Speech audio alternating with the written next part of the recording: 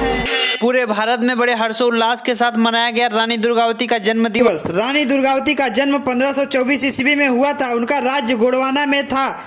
रानी दुर्गावती कालिजर के राजा कीर्ति सिंह चंदेल की एकमात्र संतान थी। राजा संग्राम शाह के पुत्र दलपत शाह से उसका विवाह हुआ था। दुर्भाग्यवश विवाह के 4 वर्ष बाद राजा दलपत शाह का निधन हो गया।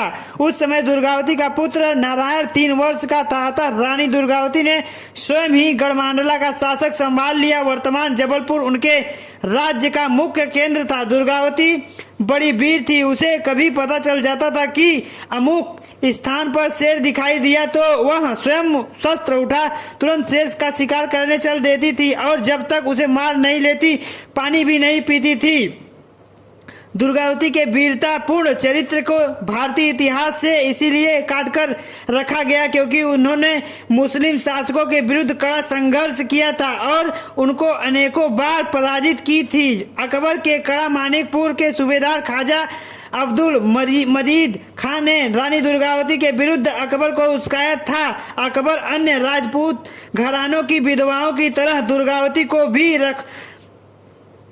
रनवासे की शोभा बनाना चाहता था। अकबर ने अनेकों बार विधवा पर जुल्म किए लेकिन धन्य है रानी दुर्गावती का पराक्रम कि उसने अकबर के जुल्म के आगे झुकने से इनकार कर स्वतंत्रता के लिए युद्ध की भूमि चुन अनेकों बार शत्रुओं को पराजित करते हुए 1564 ईस्वी में बलिदान दे दी। उनकी मृत्यु के पश्चात उनके देवर चंद्रशाह शासक बना व उसने मुगलों की अधीनता स्वीकार कर ली।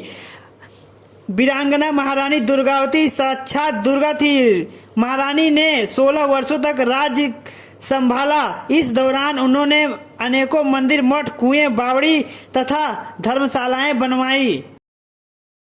अपने इस भोले भाले समुदाय से धीरे धीरे करके ये पीली क्रांति के जनक दादा हीरा सिंह मरकाम ने हमको ऊर्जा व ताकत दी। बाबा भीमराव अम्बेडकर का लिखा संविधान उसको पढ़ा, उसकी चेतना हमारे युवाओं के अंदर आई। किसी 400 या हमारी लिए चलाई जा रही शासन के द्वारा विभिन्न जन कल्याणकारी योजनाएं जो भ्रष्टाचार की बलि चढ़ रही थी, अपने मान सम्मान और स्वाभिमान के लिए रोडों में खड़े होने लगे। तो भाजपा और कांग्रेस पागल होने लगी कि आदिवासी जाग कैसा सुनाया जाए। ये चिंतन भाजपा और कांग्रेस के लोग कर रहे हैं। मैं उनको बोलना चाहता हूँ, भाजपा और कांग्रेस के चोरों, भारत देश का मूल निवासी दादा हीरा सिंह मरकाम, सुनैर सिंह चाराम, कंगाली जी जैसे महान पुरुषों के माध्यम से वो अपना मान सम्मान और स्वाभिमान पहचानने लगा है। उसके अंदर अपने हक अधिकार हासिल करने के लिए ताकत आ गई है। अभी आप देवास जिले के निमावर में 5 हमारी बहन बेटियों की हत्या करके बलात्कार करने के बाद हत्या की गई। हत्या करने के बाद उन्हें 12 फीट गड्ढे में गाड़ दिया गया।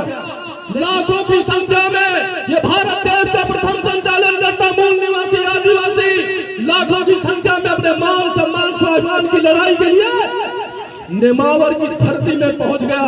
भारत सरकार को झुकना पड़ा।